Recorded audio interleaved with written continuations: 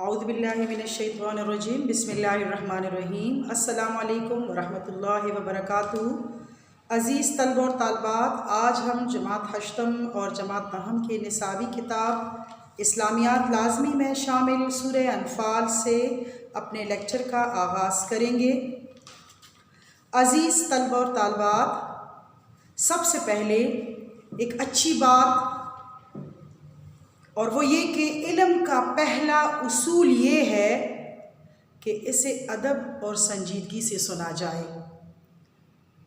بچوں، میں امید کرتی ہوں کہ آپ لوگ سنجیدگی اختیار کریں گے اور جو کچھ آج ہم پڑھیں گے سنجیدگی سے سنیں گے، اس پر عمل کریں گے اور اپنی زندگیوں میں شامل کریں گے۔ بچوں، قرآن پاک میں کل 114 صورتیں ہیں، جن میں مکی صورتیں 86 ہیں اور مدنی صورتیں 28 ہیں۔ مکی صورتیں وہ ہیں جو آپ صلی اللہ علیہ وآلہ وسلم پر مکہ مکرمہ میں نازل ہوئیں۔ آپ صلی اللہ علیہ وآلہ وسلم نے نبوت کے بعد 13 سال مکہ شریف میں گزارے ہیں اور ان 13 سالوں میں آپ صلی اللہ علیہ وآلہ وسلم پر 86 صورتیں نازل ہوئیں۔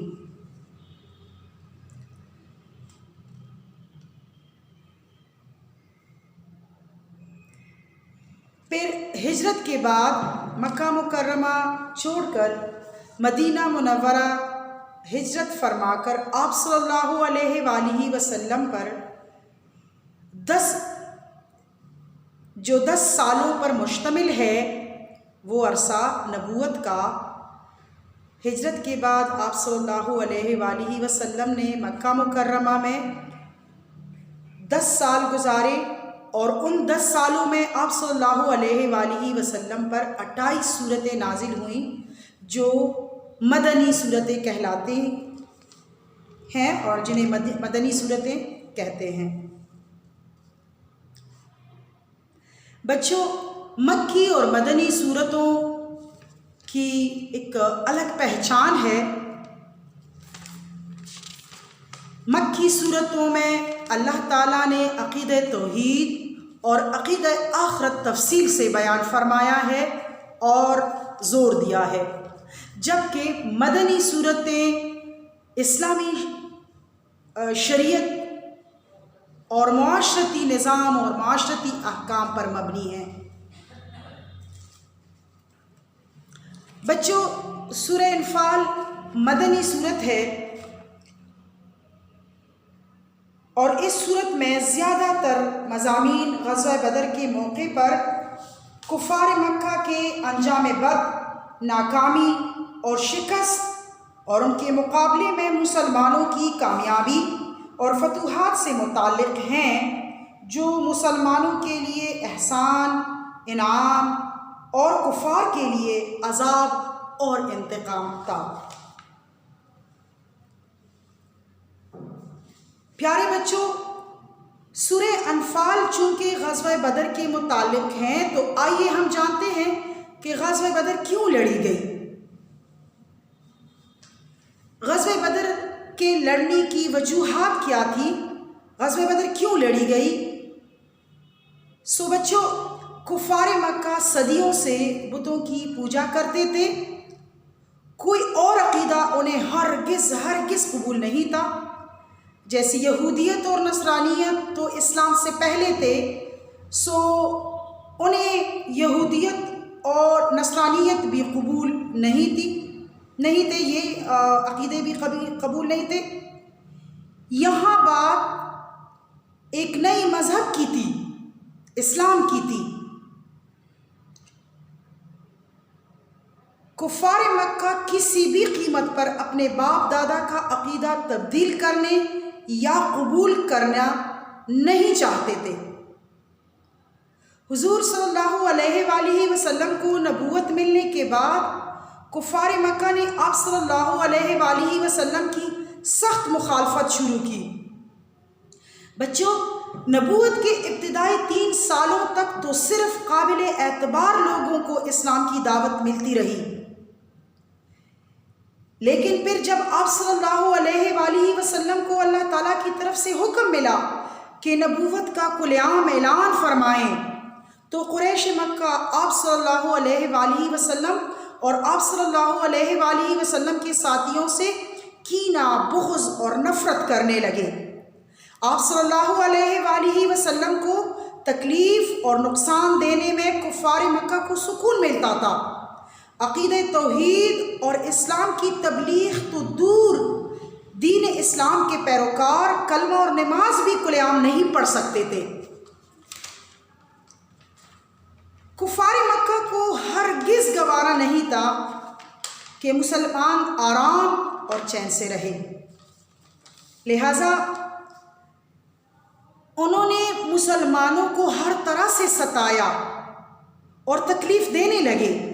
مسلمانوں پر کفار مکہ کے مظالم جب حد سے بڑھ گئے تو اللہ تعالیٰ کی طرف سے حکم آیا کہ آپ صلی اللہ علیہ وآلہ وسلم اپنا آبائی وطن مکہ چھوڑ دیں اور مدینہ کی طرف ہجرت فرمائیں۔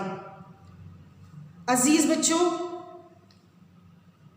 اب مدینہ منورہ کے حالات پر ایک نظر ڈالتے ہیں۔ اس وقت وہاں کے کیا حالات تھے؟ بچوں، اس وقت مدینہ منورہ میں 3 قبیلے آباد تھے، یہود، اوس اور خزرج۔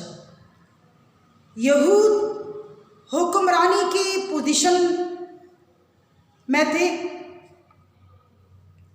زرخیز زمینوں کے مالک ہونے کے ساتھ ساتھ تجارت پیشہ بھی تھے، تجارت بھی کیا کرتے تھے، جبکہ اوس اور خزرج کھیتی باڑی کرتے تھے، زراعت پیشہ، غریب اور کمزور ہونے کے ساتھ ساتھ ایک دوسرے کے سخت دشمن تھے۔ بچوں، یہ دونوں قبیلے سال ہر سال لڑتے رہتے تھے اور اپنی ضروریات پوری کرنے کے لیے یہود سے باری سود پر قرضے لیتے تھے۔ بچوں، یہود نہیں چاہتے تھے کہ یہ دونوں قبیلے آپس میں صلح اور محبت سے رہیں۔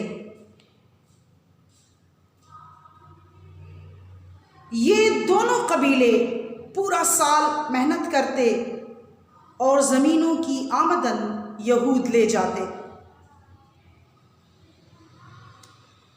بچوں، یوں یہود امیر سے امیر تر ہوتے رہے اور اوس اور خزرج غریب سے غریب تر۔ حضور صلی اللہ علیہ وآلہ وسلم کی مدینہ منورہ تشریف آوری کے بعد اوس اور خزرج کے بہت سارے لوگ مسلمان ہوتے رہے اور اسلام کی خاطر اپنی برسوں کی دشمنی کو فراموش کیا اور مسلمانوں کو ہر طرح کی مدد فراہم کی۔ اپنی زمینوں اور گھر بار میں حصہ دار بنایا اور اپنی تابعداری سے اسلام کو تقویت اور حضور صلی اللہ علیہ وآلہ وسلم کو ایک فیصلہ کن حیثیت دے دی۔ بچوں، یہود نے جب یہ دیکھا تو انہیں اپنی حکمرانی ختم ہوتی نظر آئی اور مسلمانوں کے خلاف سازشوں میں مصروف ہو گئے۔ ادھر کفار مکہ کو بھی مسلمانوں کے چین اور امن سے رہنا گوارا نہیں تھا۔ وہ مسلمانوں کے قافلوں کو لوٹتے تھے، مسلمانوں کے مال مویشی چراتے تھے اور اگر کہیں کسی مسلمان کو اکیلے دیکھتے تو مارتے پیٹتے تھے۔ یعنی مسلمانوں کو نقصان پہنچانے کا ایک بھی موقع کفار مکہ ہاتھ سے جانے نہیں دے رہے تھے۔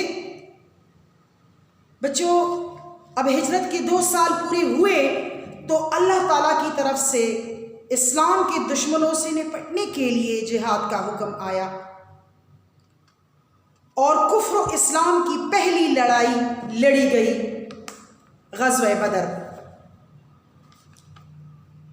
اللہ تعالیٰ نے جنگ اور جہاد کے نئے احکام اور قانون نافذ کیے، جس طرح کہ ہم نے پہلے بھی پڑھا ہے کہ مدنی صورتوں میں معاشرتی قانون، معاشرتی احکام، شریعتی نظام اللہ تعالیٰ بیان فرما رہا ہے۔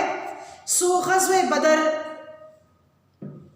بھی ایک پہلی لڑائی ہے اور مسلمانوں کے لیے نئے قانون نافذ ہو رہے تھے جو ہم سورہ انفال میں پڑھیں گے۔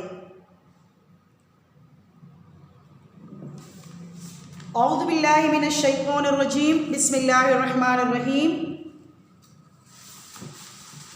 یسألونک عن الانفال قل الانفال للہ والرسول فاتقوا اللہ واصلحوا ذات بینکم واطیعوا اللہ ورسولہ ان کنتم مؤمنین، صدق اللہ العظیم۔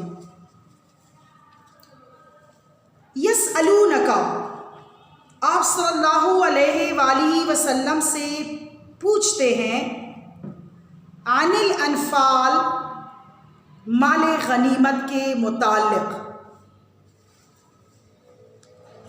مال غنیمت، انفال کیا ہے؟ بچوں، انفال نفل کی جمع ہے۔ نفل سے مراد زائد چیز ہے۔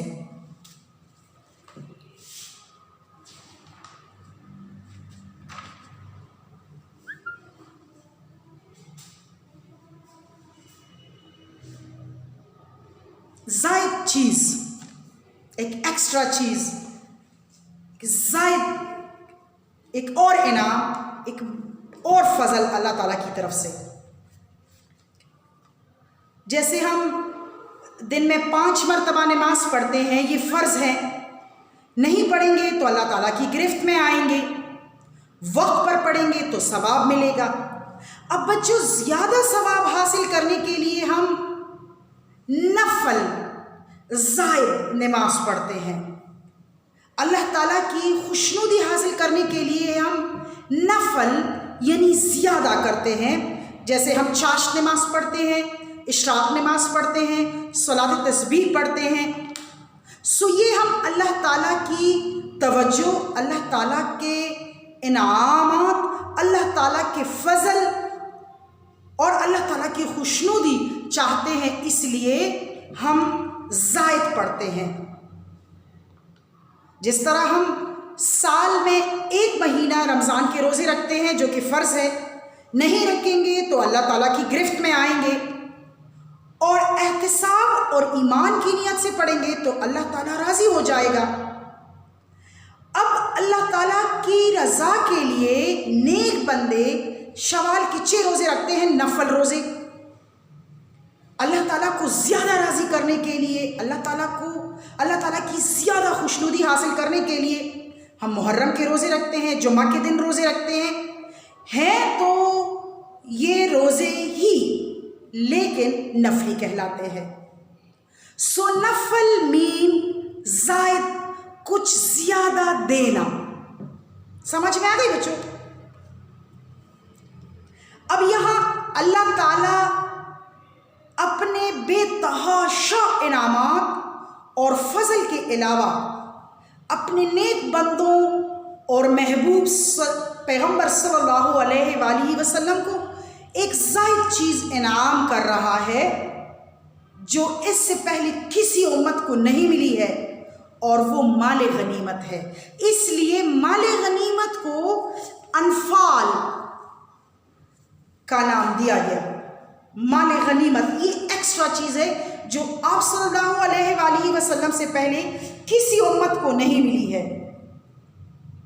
اب آپ یہ سوچیں گے کہ آپ صلی اللہ علیہ وآلہ وسلم سے پہلے جو پیغمبر حضرات اور مسلمان کفار سے لڑتے تھے، جہاد کرتے تھے، اور وہ چوری ہوئی چیزیں اور مال ان کے ہاتھ آتے تو کیا کرتے؟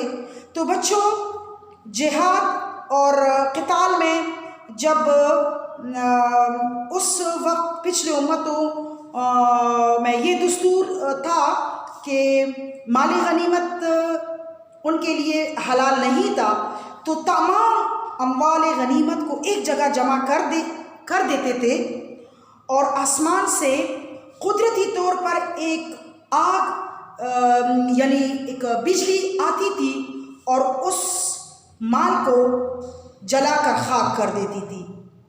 یہی اس جہاد کے قبول ہونے کی علامت ہوتی تھی، اور اگر کوئی مال غنیمت جمع کیا گیا اور آسمانی بجلی نے آ کر اس کو نہ جلایا تو یہ علامت اس کی ہوتی تھی کہ یہ جہاد اللہ تعالیٰ کے نزدیک قبول نہیں ہے، اس لیے اس مال غنیمت کو بھی مردود اور منحوس سمجھا جاتا تھا اور اسے کوئی استعمال نہیں کرتا تھا۔